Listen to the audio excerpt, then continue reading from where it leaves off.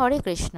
আজকে আমরা আন্তর্জাতিক কৃষ্ণ ভাবনামৃত সংঘের প্রতিষ্ঠাতা আচার্য কৃষ্ণ কৃপা শ্রীমূর্তি শ্রীল অভয় চরণারবিন্দ ভক্তিবেদান্ত স্বামী শ্রীল প্রভুপাদে লীলা পুরুষোত্তম শ্রীকৃষ্ণ নামক বইটি থেকে যাজ্ঞিক ব্রাহ্মণ পত্নীদের প্রতি শ্রীকৃষ্ণের অনুগ্রহ নামক গল্পটি পড়ব। সেদিন সারা সকাল তাদের খাওয়া হয়নি, তাই গোপবালকেরা ক্ষুধায় অত্যন্ত কাতর হয়ে পড়েছিলেন। তারা তখন কৃষ্ণ ও বলরামের কাছে গিয়ে বললেন, প্রিয় কৃষ্ণ ও বলরাম, তোমরা উভয়ই সর্বশক্তিমান, তোমরা মহাবলশালী, তোমরা সমস্ত অসুরকে হত্যা করতে পারো। এখন আমরা ক্ষুধায় অত্যন্ত কাতর হয়ে পড়েছি, দয়া করে আমাদের এই ক্ষুধা নিবৃত্তি করার কোনো ব্যবস্থা করো। তাদের বন্ধুরা তাদের এইভাবে অনুরোধ করলে কৃষ্ণ ও বলরাম তখন যজ্ঞ অনুষ্ঠানে রত কয়েকজন ব্রাহ্মণেরা পত্নীদের প্রতি কৃপা প্রদর্শন করলেন। এই সমস্ত দ্বিজ পত্নীরা ছিলেন শ্রীকৃষ্ণের মহান ভক্ত এবং এই সুযোগে শ্রীকৃষ্ণ তাদের কৃপা করলেন। তিনি তার সখাদের বললেন, প্রিয় সখারা, তোমরা নিকটবর্তী ব্রাহ্মণদের বাড়িতে যাও। তারা এখন স্বর্গলোকে উন্নীত হওয়ার জন্য আঙ্গিরস নামক বৈদিক যজ্ঞ অনুষ্ঠান করছেন, তোমরা সেখানে যাও। তারপর শ্রীকৃষ্ণ তার সখাদের সাবধান করে দিয়ে বললেন, এই সমস্ত ব্রাহ্মণেরা বৈষ্ণব নয়, তারা আমার নাম কৃষ্ণ উচ্চারণ করতে পারেন না। তারা বৈদিক মন্ত্র পাঠ করতে অত্যন্ত ব্যস্ত, কিন্তু তারা জানে না যে সমস্ত বৈদিক জ্ঞানের উদ্দেশ্য হচ্ছে আমাকে জানা। কিন্তু আমার নামের প্রতি যেহেতু তাদের কোনো আকর্ষণ নেই, তাই তোমরা বরং আমার নাম করে তাদের কাছে কিছু প্রার্থনা করো না। পক্ষান্তরে বলরামের নাম করে তাদের কাছে ভিক্ষা চাইলে ভালো হবে। দান সাধারণত অতি উচ্চ বর্ণের ব্রাহ্মণকে করা হয়, কিন্তু কৃষ্ণ ও বলরাম ব্রাহ্মণ পরিবারে আবির্ভূত হননি। বলরাম ক্ষত্রিয় রাজা বসুদেবের পুত্র বলে পরিচিত ছিলেন এবং বৃন্দাবনে শ্রীকৃষ্ণকে সকলেই নন্দ মহারাজের পুত্র বলে জানতেন, যিনি ছিলেন বৈশ্য। তাদের দুজনের কেউই ব্রাহ্মণ পরিবারভুক্ত ছিলেন না, তাই শ্রীকৃষ্ণ ভাবলেন যে যজ্ঞ অনুষ্ঠানরত ব্রাহ্মণেরা কোনো বৈশ্যকে হয়তো কিছু দান করতে চাইবে না। তাই শ্রীকৃষ্ণ তার সখাদের বললেন, কিন্তু তোমরা যদি অন্তত বলরামের নাম নাও তাহলে তারা কিছু দান করলেও করতে পারেন, কেননা বলরাম হচ্ছেন ক্ষত্রিয় আর আমি হচ্ছি বৈশ্য, তাই আমার নাম নিলে ওরা হয়তো কিছুই দান করবেন না। এইভাবে পরমেশ্বর ভগবানের দ্বারা আদিষ্ট হয়ে গোপবালকেরা ব্রাহ্মণদের কাছে গিয়ে কিছু দান ভিক্ষা করলেন। শ্রদ্ধা সহকারে দণ্ডবৎ প্রণাম করে তারা বললেন, হে পৃথিবীর দেবগণ, কৃপা করে আপনারা আমাদের কথা শুনুন। কৃষ্ণ ও বলরামের আদেশে আমরা এখানে এসেছি। আমরা আশা করি যে আপনারা তাদের খুব ভালো করেই চেনেন এবং আমরা আপনাদের সর্ববিধ সৌভাগ্য কামনা করি। নিকটেই কৃষ্ণ ও বলরাম গোচারণ করছেন এবং আমরাও তাদের সঙ্গে এসেছি। আমরা আপনাদের কাছে এসেছি কিছু অন্ন ভিক্ষা করার জন্য। সমস্ত ধর্ম অনুষ্ঠান বিষয়ে আপনারা অত্যন্ত পারদর্শী এবং আপনারা যদি মনে করেন যে আমাদের কিছু অন্ন দান করা আপনাদের কর্তব্য, তাহলে দয়া করে আমাদের তা দিন। তাহলে কৃষ্ণ ও বলরামের সঙ্গে আমরা তা আহার করব। আপনারা হচ্ছেন মানব সমাজের সবচাইতে সম্মানিত ব্রাহ্মণ এবং সমস্ত ধর্মতত্ত্ব আপনাদের জানা আছে। যদিও এই গোপবালকরা ছিলেন সাধারণ গ্রামের ছেলে, তাই তাদের বৈদিক ধর্মতত্ত্ব জানার কথা নয়, কিন্তু কৃষ্ণ বলরামের সঙ্গ করার ফলে তারা সমস্ত তত্ত্ব অবগত ছিলেন। পরমেশ্বর ভগবান শ্রীকৃষ্ণ ও বলরাম যখন কোনো কিছু খেতে চাইতেন, সেই গোপবালকেরা তৎক্ষণাৎ তাদের জন্য তা জোগাড় করে আনতেন। ভগবদ গীতায় বলা হয়েছে যে যজ্ঞ অনুষ্ঠানের উদ্দেশ্য হচ্ছে বিষ্ণু বা শ্রীকৃষ্ণের প্রীতি সাধন করা।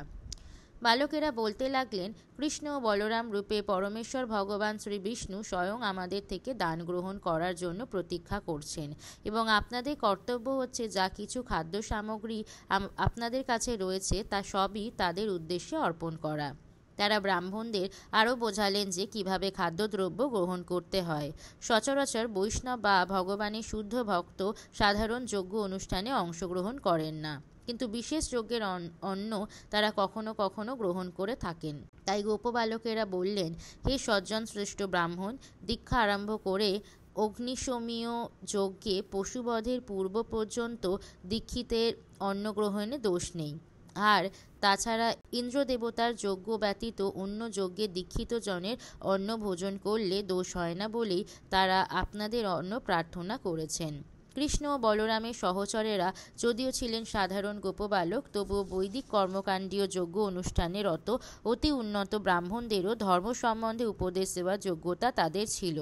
কিন্তু সেই স্মার্ত ব্রাহ্মণেরা, যারা কেবল যজ্ঞ অনুষ্ঠান করাটাই পরম ধর্ম বলে মনে করেছিলেন, তারা পরমেশ্বর ভগবানের ভক্তদের উপদেশ হৃদয়ঙ্গম করতে পারলেন না। পরমেশ্বর ভগবান শ্রীকৃষ্ণ ও বলরাম যে তাদের কাছে অন্ন প্রার্থনা করেছেন, সেটা পর্যন্ত তারা যথাযথভাবে উপলব্ধি করতে পারলেন না। কৃষ্ণ ও বলরামের তত্ত্ব সম্বন্ধে যদিও তারা সব রকমের যুক্তি ও প্রমাণ শুনেছিলেন, কিন্তু তবুও তারা তাদের অবহেলা করলেন এবং মৌন অবলম্বন করে সেই গোপবালকদের সঙ্গে কথা বলতে অস্বীকার করলেন। বৈদিক কর্মকাণ্ড সম্বন্ধে তাদের অনেক জ্ঞান থাকা সত্ত্বেও এই ধরনের অভক্ত ব্রাহ্মণেরা যদিও নিজেদের অতি উন্নত স্তরের মানুষ বলে মনে করেন, কিন্তু আসলে তারা মূর্খ এবং নির্বোধ। তাদের সমস্ত কার্যকলাপই অর্থহীন, কেননা তারা বৈদিক জ্ঞানের যথার্থ উদ্দেশ্য সম্বন্ধে কিছুই জানেন না, যে সম্বন্ধে ভগবদ্গীতায় বলা হয়েছে সমস্ত বেদের একমাত্র উদ্দেশ্য হচ্ছে শ্রীকৃষ্ণকে জানা। বেদের আচার অনুষ্ঠান সম্বন্ধে এই ব্রাহ্মণদের যথেষ্ট জ্ঞান থাকলেও তারা শ্রীকৃষ্ণকে জানেন না। তাই তাদের বৈদিক জ্ঞান কেবল আনুষ্ঠানিক জ্ঞান ছাড়া আর কিছুই নয়। শ্রী চৈতন্য মহাপ্রভু উপদেশ দিয়ে গেছেন, কি বা বিপ্র, কি বা ন্যাসী, শূদ্র কেনে নয়, যেই কৃষ্ণ তত্ত্ববেত্তা সেই গুরু হয়। যিনি কৃষ্ণ তত্ত্ববেত্তা, তার যদি ব্রাহ্মণ কুলে জন্ম নাও হয়, তবুও তিনি ব্রাহ্মণদের থেকে অনেক উচ্চ স্তরে অধিষ্ঠিত এবং তিনি ব্রাহ্মণদেরও গুরু হওয়ার যোগ্য। যজ্ঞ অনুষ্ঠান করার সময় দেশ, কাল, পৃথক দ্রব্য, মন্ত্র, তন্ত্র, অগ্নি, ঋত্বিক, দেবতা, যজমান, ক্রতু এবং ধর্ম আদি বিষয়গুলো পুঙ্খানুপুঙ্খভাবে আয়োজন করা হয়। এই সবই শ্রীকৃষ্ণের সন্তুষ্টি বিধানের জন্য। বেদে বলা হয়েছে যে পরমেশ্বর ভগবান পরম তত্ত্ব অধক্ষজ শ্রীকৃষ্ণ হচ্ছেন সমস্ত যজ্ঞের প্রকৃত ভোক্তা, আর এখানে তিনি একজন সাধারণ মানব শিশুরূপে আবির্ভূত হয়েছেন। তাই যারা তার দ্বিভুজ মনুষ্যরূপী কেবল দর্শন করল, তারা তাকে জানতে পারল না। সেই সমস্ত ব্রাহ্মণেরা ছিলেন দেহসুখের প্রতি অত্যন্ত আসক্ত এবং তাদের একমাত্র আকাঙ্ক্ষা ছিল স্বর্গলোকে গিয়ে সুখভোগ করা। তাই তারা পরমেশ্বর ভগবান শ্রীকৃষ্ণকে চিনতে পারলেন না।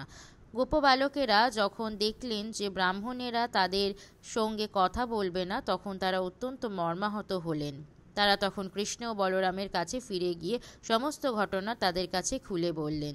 তাদের কথা শুনে পরমেশ্বর ভগবান ঈষৎ হেসে তাদের বললেন, ব্রাহ্মণের কাছে ভিক্ষা চাইতে গিয়ে তোমরা যে নিরাশ হয়েছ, সেই জন্য তোমাদের দুঃখ করা উচিত নয়। কেননা ভিক্ষার রীতি হচ্ছে এটা। ভিক্ষা করতে গিয়ে আমাদের মনে করা উচিত নয় যে আমরা সব জায়গাতেই কৃতকার্য হব।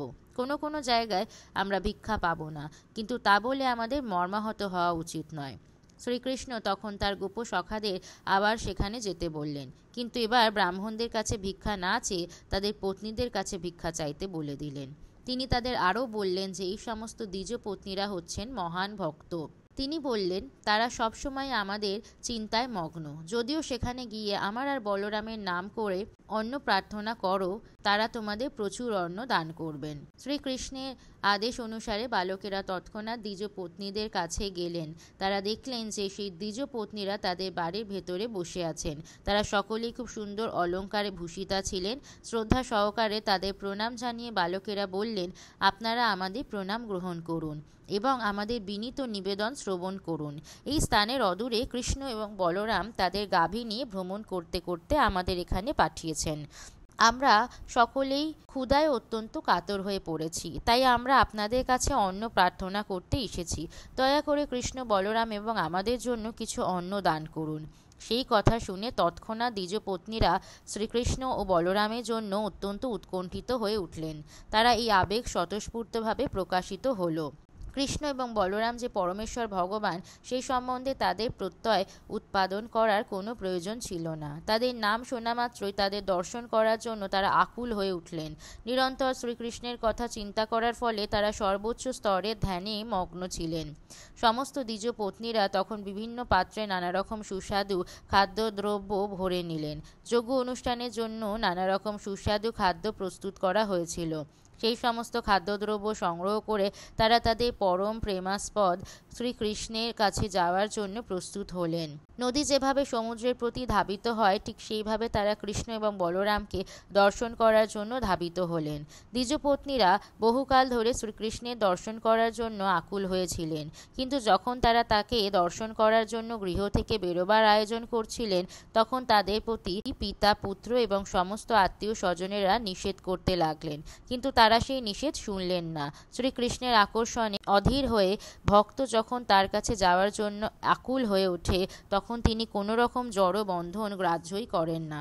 দ্বিজপত্নীরা যমুনার উপকূলে অশোক বৃক্ষের নবপল্লবে সুশোভিত বৃন্দাবনের বনে প্রবেশ করলেন। সেই বনে তারা গোপসখা সহ গোচরণরত শ্রীকৃষ্ণকে এবং বলরামকে দর্শন করলেন। দ্বিজপত্নীরা উজ্জ্বল পীত বসন পরিহিত শ্রীকৃষ্ণকে দেখলেন। গলায় তার অতি সুন্দর বনফুলের মালা এবং মাথায় ময়ূরপুচ্ছ শোভা পাচ্ছে। ধাতু এবং প্রবাল দ্বারা নটবর বেশে সজ্জিত হয়ে তিনি দাঁড়িয়ে আছেন। তার এক হাত তার এক সহচরের কাঁধে এবং তার অপর হাতে তিনি লীলা কমল ধারণ করেছিলেন। তার কর্ণদ্বয় উৎপল, কপল যুগলে অলকা, তার শ্রী অঙ্গে তিলক এবং মুখপদ্মে সুমধুর হাস্য শোভা পাচ্ছিল। দ্বিজপত্নীরা স্বচক্ষে পরমেশ্বর ভগবানকে দর্শন করলেন, যার কথা তারা বহুবার শুনেছেন, যিনি ছিলেন তাদের অতি প্রিয় এবং যার ধ্যানে চিত্ত সর্বদাই সমাহিত হতো। এখন তারা তার মুখোমুখি হয়ে তাকে দর্শন করলেন এবং তাদের নয়নপথ দিয়ে শ্রীকৃষ্ণ তাদের হৃদয়ে প্রবেশ করলেন। তারা প্রাণ ভরে শ্রীকৃষ্ণকে আলিঙ্গন করতে লাগলেন এবং তার ফলে তাদের বিরহ বেদনা বিদূরিত হলো। মহান ঋষিরা যেমন পরমাত্মাকে আলিঙ্গন করে আনন্দে আত্মহারা হয়ে বাইরের কিছুই গ্রাহ্য করেন না, তেমনি তারাও শ্রীকৃষ্ণকে আলিঙ্গন করে আনন্দে আত্মহারা হয়ে গিয়েছিলেন। পরমাত্মা রূপে সকলের হৃদয়ে বিরাজমান শ্রীকৃষ্ণ জানতেন যে তারা তাদের আত্মীয় স্বজন, পিতা, পতি, ভাই, বন্ধু সকলের নিষেধ সত্ত্বেও এবং নানা রকম গৃহকর্ম সত্ত্বেও তার কাছে এসেছিলেন। তারা কেবল তাদের প্রাণনাথকে দর্শন করতে এসেছিলেন। ভগবদ্গীতায় শ্রীকৃষ্ণের নির্দেশ সর্বধর্ম পরিত্যাজ্যাং মামেকং শরণং ব্রজ, অর্থাৎ সর্ব রকমের ধর্ম এবং কর্তব্য আদি পরিত্যাগ করে শ্রীকৃষ্ণের শরণাগত হওয়াটাই হচ্ছে পরম ধর্ম। তারা সেই নির্দেশে অনুসরণ করেছিলেন। প্রকৃতপক্ষে দ্বিজপত্নীরা সর্বতভাবে ভগবদ্গীতার নির্দেশ পালন করেছিলেন। এখানে একটা বিষয় দ্রষ্টব্য। শ্রীকৃষ্ণ যদিও দ্বিজপত্নীদের হৃদয়ে প্রবেশ করেছিলেন এবং তারা তাকে আলিঙ্গন করে তার মধ্যে আত্মহারা হয়ে যাওয়ার দিব্য আনন্দ অনুভব করেছিলেন, কিন্তু তা সত্ত্বেও পরমেশ্বর ভগবান শ্রীকৃষ্ণ তার স্বরূপ হারিয়ে ফেলেননি এবং সেই দ্বিজপত্নীরাও তাদের স্বরূপ হারিয়ে ফেলেননি। ভগবান এবং দ্বিজপত্নীদের উভয়ের সত্তাই বর্তমান ছিল, যদিও তারা ভগবানের সঙ্গে তাদের অস্তিত্বের একাত্ম অনুভব করেছিলেন। প্রেমিকা যখন সব রকমের স্বার্থ ত্যাগ করে প্রেমিকের কাছে আত্মনিবেদন করে, তখন সেটা হচ্ছে এক রকমের এককত্ব। এই এককত্বের অনুভূতি সম্বন্ধে শিক্ষা দিয়ে শ্রী চৈতন্য মহাপ্রভু শিক্ষাষ্টকে বলেছেন, যথা তথা বা বিদধাতু লম্পট মৎ প্রাণমাথস্তু স এব না পর। শ্রীকৃষ্ণ হচ্ছেন সম্পূর্ণ স্বাধীন। তিনি তার ইচ্ছে মতো যা কিছু করতে পারেন, কিন্তু ভক্ত সর্বদাই তার ইচ্ছার অধীন। ভগবানের চরণে এই যে প্রপত্তি, এটাই হচ্ছে এককত্ব, যা দ্বিজপত্নীরা শ্রীকৃষ্ণের প্রতি তাদের ভালোবাসার মাধ্যমে প্রদর্শন করেছিলেন। শ্রীকৃষ্ণ তাদের আহ্বান করে বললেন, হে দ্বিজপত্নীগণ, তোমরা সকলেই অত্যন্ত সৌভাগ্যবতী এবং আমি তোমাদের স্বাগত জানাই। দয়া করে আমাকে বলো, আমি তোমাদের জন্য কি করতে পারি। তোমাদের আত্মীয় স্বজন, পিতা, পতি, ভাই এদের সকলের নিষেধ উপেক্ষা করে তোমাদের যে এখানে আমাকে দর্শন করতে এসেছো, তা তোমাদের সঙ্গতই হয়েছে। যিনি তা করেন তিনি জানেন কিসে তার যথার্থ মঙ্গল হবে, কেননা ভক্তি সহকারে আমার প্রতি অহৈতুকী এবং অপ্রতিহত সেবাই জীবের যথার্থ মঙ্গল সাধন করে। শ্রীকৃষ্ণ এখানে প্রতিপন্ন করেছেন যে জীবনে পরম পূর্ণতা হচ্ছে তার শরণাগত হওয়া। অন্য সমস্ত কর্তব্য এবং দায় দায়িত্ব ঝেড়ে ফেলে দিয়ে পরমেশ্বর ভগবান শ্রীকৃষ্ণের চরণে সর্বতোভাবে আত্মনিবেদন করাই হচ্ছে সর্বশ্রেষ্ঠ কর্তব্য, কেননা পরমেশ্বর ভগবানই হচ্ছেন প্রতিটি জীবের পরম প্রেমাস্পদ। প্রকৃতপক্ষে সকলেই শ্রীকৃষ্ণকে ভালোবাসেন, কিন্তু ভগবত তত্ত্ব জ্ঞানের মাত্রা অনুসারে তা উপলব্ধি করা যায়। কেউ যখন জানতে পারেন যে তিনি হচ্ছেন চিন্ময় আত্মা এবং সেই চিন্ময় আত্মা হচ্ছে পরমেশ্বর ভগবানের বিভিন্ন অংশ, তাই পরমেশ্বর ভগবান হচ্ছেন প্রেমের পরম লক্ষ্য। এইভাবে উপলব্ধি করে কেউ যখন তার চরণে আত্মনিবেদন করেন, তখন জীবের পরম মঙ্গল সাধিত হয়। আমাদের জীবন, ধনসম্পদ, গৃহ, পত্নী, পুত্র, কন্যা, দেশ, সমাজ এবং অন্য যা কিছু আমাদের অত্যন্ত প্রিয়, তা সবই পরমেশ্বর ভগবানেরই প্রকাশ। তিনি হচ্ছেন আমাদের প্রেমের কেন্দ্রবিন্দু, কেননা তিনি বিভিন্ন রূপে প্রকাশিত হয়ে আমাদের বিভিন্ন অবস্থা অনুসারে, অর্থাৎ দৈহিক, মানসিক অথবা আত্মিক স্তর অনুসারে আমাদের আনন্দ প্রদান করে থাকেন। শ্রীকৃষ্ণ বললেন, হে প্রিয় দ্বিজ পত্নীগণ, তোমরা এখন বাড়ি ফিরে যাও। সেখানে গিয়ে যজ্ঞ অনুষ্ঠানে তোমাদের পতিদের সহযোগিতা করো। এখন গৃহকর্ম পরিচালনা করো, যাতে তোমাদের পতিরা তোমাদের প্রতি প্রসন্ন হয় এবং যাতে যে যজ্ঞ অনুষ্ঠান তারা শুরু করেছে তা যথাযথভাবে সম্পন্ন হয়। তোমাদের পতিরা হচ্ছেন গৃহস্থ এবং তোমাদের সাহায্য ছাড়া তারা কিভাবে তাদের কর্তব্যকর্ম সম্পাদন করবেন? দ্বিজপত্নীরা উত্তর দিলেন, হে প্রভু, এই ধরনের নির্দেশ আপনার উপযুক্ত নয়। আপনি প্রতিজ্ঞা করেছেন যে আপনি সব সময় আপনার ভক্তদের রক্ষা করবেন, তাই এখন আপনার এই প্রতিজ্ঞা আপনাকে পালন করতেই হবে। একবার যে আপনার কাছে আত্মনিবেদন করেছে তাকে আর জড় জগতের বদ্ধ জীবনে ফিরে যেতে হয় না। আমরাও তাই আশা করি যে আপনি আপনার প্রতিজ্ঞা এখন পূর্ণ করবেন। আমরা সর্বতোভাবে তুলসী পত্র শোভিত আপনার শ্রী পাদপদ্মে আত্মনিবেদন করেছি, তাই আর আমাদের তথাকথিত আত্মীয় স্বজন, বন্ধু বান্ধব এবং সমাজের কাছে আপনার শ্রী পাদপদ্মে আশ্রয় পরিত্যাগ করে ফিরে যেতে চাই না। আর ঘরে ফিরে আমরা কী বা করব? আমাদের পতি, পুত্র, পিতা, মাতা, ভাই, বন্ধু এরা কেউই আর আমাদের দর্শন করতে চায় না, কেননা আমরা তাদের সকলকে ত্যাগ করে চলে এসেছি। তাই ফিরে যাওয়ার মতো কোনো আশ্রয় আর আমাদের নেই। দয়া করে তাই আপনি আর আমাদের ঘরে ফিরে যেতে বলবেন না।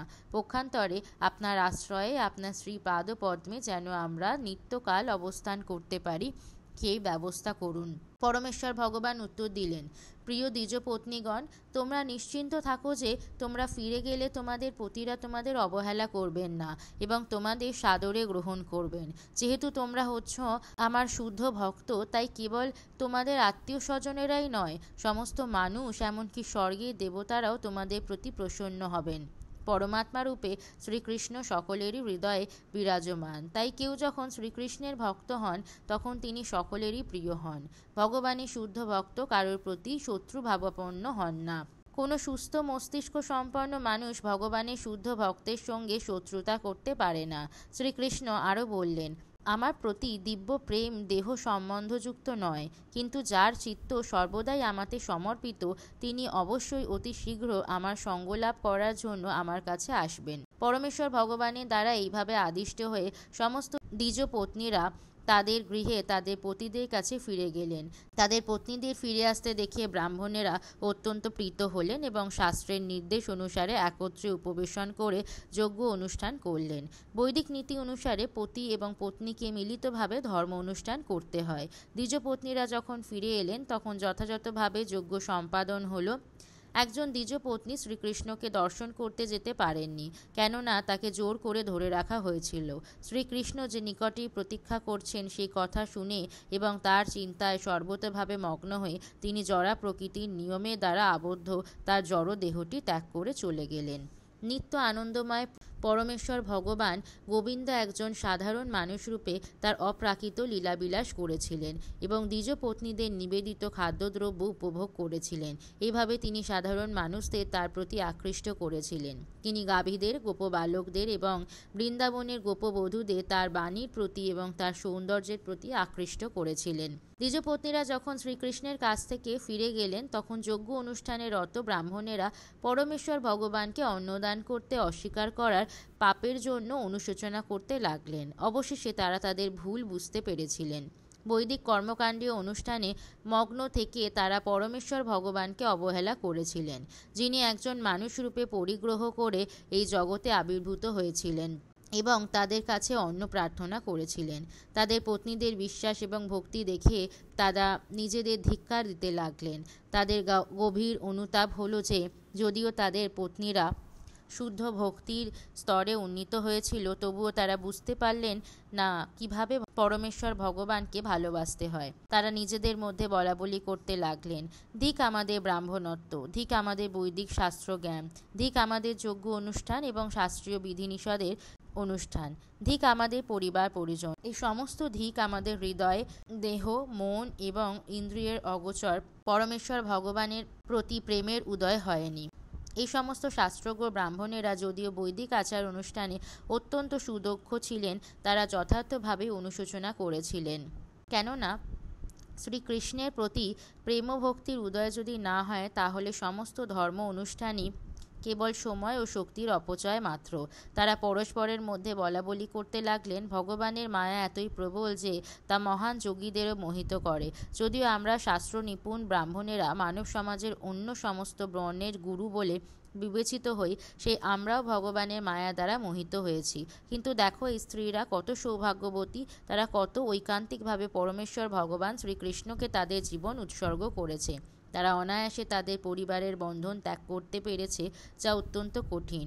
সংসার জীবন একটা অন্ধকূপের মতো, কেননা সেখানে নিরন্তর জড়জাগতিক দুঃখ ভোগ করতে হয়। স্ত্রীলোকেরা সাধারণত সরল চিত্ত বলে অতি অনায়াসে কৃষ্ণভক্তি অবলম্বন করতে পারেন এবং কৃষ্ণ প্রেম বিকশিত করে অনায়াসে মায়ার বন্ধন থেকে মুক্ত হতে পারে, যা তথাকথিত অতি বুদ্ধিমান ও পণ্ডিত পুরুষদের পক্ষে অত্যন্ত কঠিন। বৈদিক নির্দেশ অনুসারে স্ত্রীলোকেরা দীক্ষার মাধ্যমে সংস্কৃত হয়ে যজ্ঞ উপবীত ধারণ করতে পারেন না এবং তারা ব্রহ্মচারিণী রূপে গুরুর আশ্রমে বাস করতে পারেন না। এমনকি কঠিন নিয়মকানুনগুলি পালন করতেও তাদের নিষেধ আছে। আর তারা তত্ত্বদর্শন বা আত্ম উপলব্ধি সম্বন্ধে আলোচনা করতেও সুদক্ষ নন।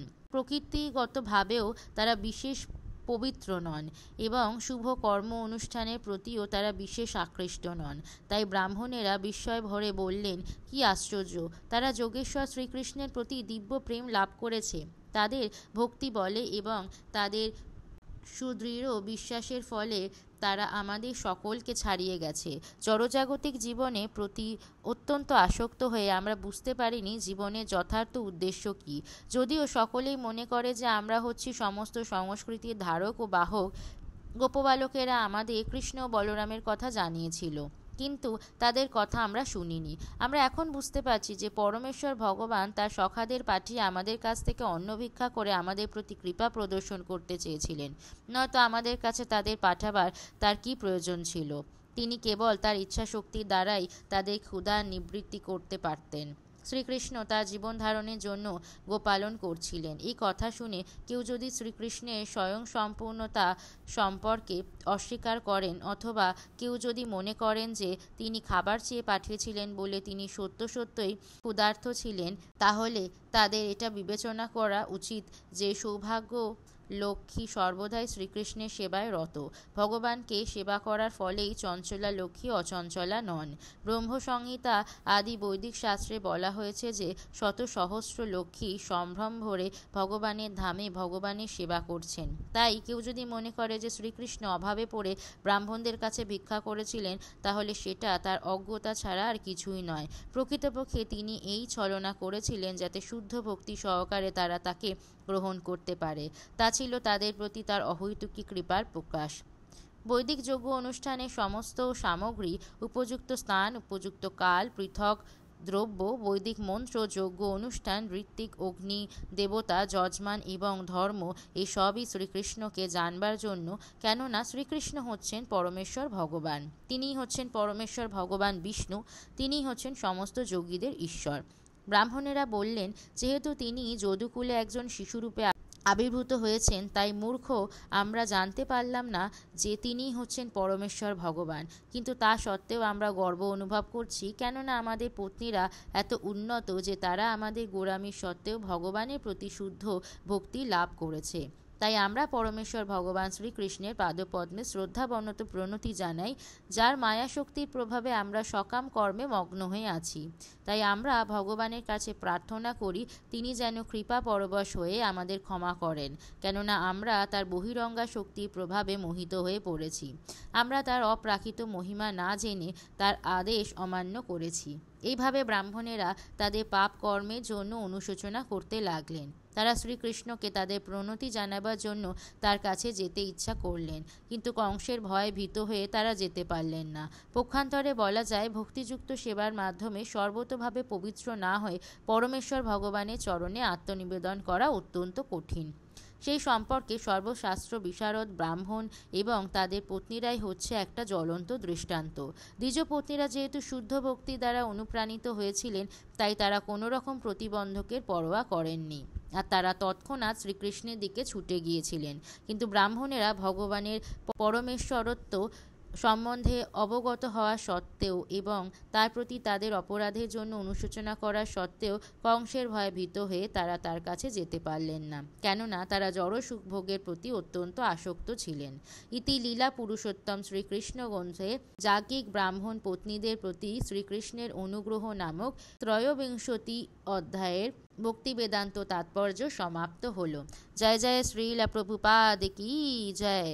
গল্পটি ভালো লাগলে অন্যদের সাথে শেয়ার করবেন, চ্যানেলটি সাবস্ক্রাইব করবেন নোটিফিকেশন পাওয়ার জন্য, আর অবশ্যই কমেন্টে লিখবেন হরে কৃষ্ণ। ধন্যবাদ।